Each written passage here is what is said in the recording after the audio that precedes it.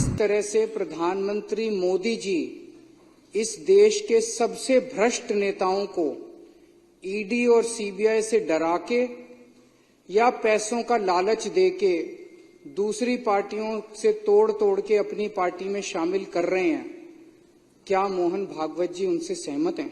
प्रधानमंत्री जी ने कहा कि अजीत पवार पे 70,000 करोड़ रुपए के घोटाले का आरोप है, हम इनको जेल भेजेंगे।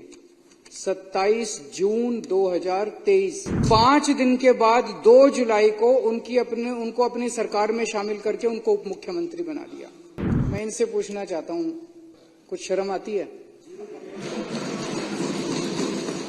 मैं आरएसएस वालों के ऊपर ज्यादा दया आती है। कईयों ने अपनी जिंदगी आरएसएस के लिए दे दी और अब उनका एक ही, उनको अब टिकट नहीं मिलती। कांग्रेस वालों को इसको उसको लाला के टिकटें देते हैं, उनका काम दरी बिछाने का रह गया बस। कभी कांग्रेसियों के लिए दरी बिछाते हैं, कभी एनसीपी वालों के लिए दरी बिछाते हैं, कभी शिवसेना वालों के लिए दरी बिछाते हैं। मैंने 4-5 दिन पहले मोहन भागवत जी को एक चिट्ठी लिखी थी। उस चिट्ठी में मैंने मोहन भागवत जी से 5 मुद्दों की बात की थी और उसमें एक मुद्दा ये भी था कि जिस तरह से प्रधानमंत्री मोदी जी इस देश के सबसे भ्रष्ट नेताओं को ईडी और सीबीआई से डरा के या पैसों का लालच देके दूसरी पार्टियों से तोड़ के अपनी पार्टी में शामिल कर रहे हैं, क्या मोहन भागवत जी उनसे सहमत हैं? मोदी जी ने खुद कुछ दिन पहले जिनको भ्रष्टाचारी बोला, अमित शाह जी ने खुद कुछ दिन पहले जिनको भ्रष्टाचारी बोला, भारतीय जनता पार्टी ने खुद जिन लोगों को कुछ दिन पहले भ्रष्टाचारी बोला, कुछ दिन के बाद उनको अपनी पार्टी में शामिल करा लेते हैं। 27 जून 2023 को प्रधानमंत्री जी ने कहा कि अजीत पवार पे 70,000 करोड़ रुपए के घोटाले का आरोप है, हम इनको जेल भेजेंगे। 27 जून 2023 और 5 दिन के बाद 2 जुलाई को उनको अपनी सरकार में शामिल करके उनको उप मुख्यमंत्री बना दिया। मैं इनसे पूछना चाहता हूं, कुछ शर्म आती है?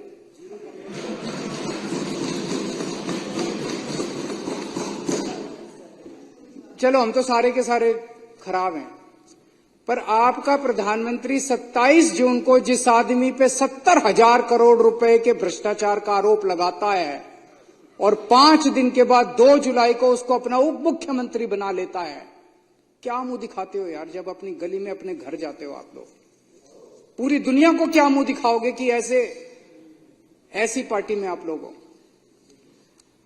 22 जुलाई 2015 को भारतीय जनता पार्टी एक वो निकालती है असम के अंदर, उसमें कहती है कि हेमंत बिश्व शर्मा बहुत बड़ा भ्रष्टाचारी है। 22 जुलाई 2015 को, और 1 महीने के बाद 23 अगस्त 2015 को उसको अपनी पार्टी में शामिल कर लेता है। ऐसे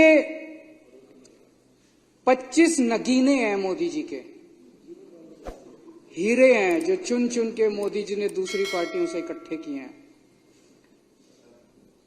ये मोदी जी के बहुत करीब हैं, चुन चुन के वो दूसरी पार्टियों से लेके आए, उनके ऊपर जितना कचरा था, गंद था, सारा साफ किया मोदी जी ने, सारे केस उनके धोए। अजीत पवार एनसीपी के होते थे, इनके ऊपर इकोनॉमिक ऑफेंसेस विंग का केस था, ईडी का केस था, दोनों केस बंद करवा दिए मोदी जी ने। प्रफुल्ल पटेल एनसीपी के नेता थे, सीबीआई का केस था, ईडी का केस था, दोनों केस बंद करवा दिए मोदी जी ने, अपनी पार्टी में शामिल कर लिया प्रधानमंत्री जी ने। प्रताप सरनायक शिवसेना का नेता था, इस पे ईडी का केस था, ईओडब्ल्यू का केस था, दोनों केस बंद करवा दिए मोदी जी ने, आप इस बीजेपी में शामिल कर लिया। हेमंत बिश्व शर्मा कांग्रेस का नेता था, सीबीआई का केस था, ठंडे बस्ते में डाल दिया, इसको अपनी पार्टी में शामिल कर लिया। हसन मुशर्रफ एनसीपी का नेता था, ईडी का केस था, ठंडे बस्ते में डाल दिया, मोदी जी ने इसको अपनी पार्टी में शामिल कर लिया। भावना गवाली शिवसेना की नेता थी, ईडी का केस था इस पे। यामिनी और यशवंत जाधव शिवसेना के नेता थे, ईडी का केस था, इनका केस ठंडे बस्ते में डाल दिया। सीएम रमेश, रविंदर सिंह, संजय सेठ, शुभेंदु अधिकारी, के गीता, शोभन चैटर्जी, छगन भुजबल, कृपा शंकर सिंह, दिगंबर कामत, अशोक चौहान, नवीन जिंदल, तपस रे, अर्चना पाटिल, गीता कोड़े, बाबा सिद्दीकी, ज्योति मिंडा, सुजाना चौधरी। ये इनकी ईमानदारी है, ये जीरो टॉलरेंस है। शर्म नहीं आती लाल किले के ऊपर खड़े होकर पूरे देश को बेवकूफ बनाते हैं, कहते हैं ईमानदार है, भ्रष्टाचार के खिलाफ लड़ाई लड़ रहे। ये 25 नगीने हैं, वो पहले नवरत्न होते थे अकबर के जमाने में, अब ये 25 रत्न है प्रधानमंत्री जी के, जिनको मैं आरएसएस के अंदर कई ऐसे लोग हैं, प्रचारक कहते हैं उनको, जिन्होंने अपनी जिंदगी जो है वो आरएसएस को दी है। वो जब घर घर जाते होंगे, क्या कह के वो जनता का सामना करते होंगे कि जिस आदमी को प्रधानमंत्री ने 2 दिन पहले कहा कि 70,000 करोड़ का घोटाला हो गया, सारे बीजेपी वाले, आरएसएस वालों ने व्हाट्सएप ग्रुप पे उसको भेजा लोगों को कि 70,000 करोड़ का घोटाला, आज प्रधानमंत्री ने 5 दिन बाद उसको अपने यहां शामिल करके उसको उप मुख्यमंत्री बना दिया। क्या शक्ल दिखाते हैं ये लोग। मैं पूछना चाहता हूं सारे आरएसएस के कार्यकर्ताओं से, मैं पूछना चाहता हूं सारे बीजेपी के नेताओं से कि कैसे आप लोग अपनी गली, अपने मोहल्ले के अंदर जाते हो। और मैं आरएसएस वालों के ऊपर ज्यादा दया आती है, उन्होंने कईयों ने अपनी जिंदगी आरएसएस के लिए दे दी और अब उनका एक ही, उनको अब टिकट नहीं मिलती।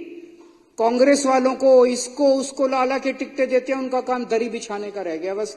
कभी कांग्रेसियों के लिए दरी बिछाते हैं, कभी एनसीपी वालों के लिए दरी बिछाते हैं, कभी शिवसेना वालों के लिए दरी बिछाते हैं। आरएसएस के कार्यकर्ताओं का काम अब केवल दरी बिछाने का रह गया, कभी इस नेता के लिए दरी, क्यों उनको टिकटें मिलती नहीं मिलती उनको।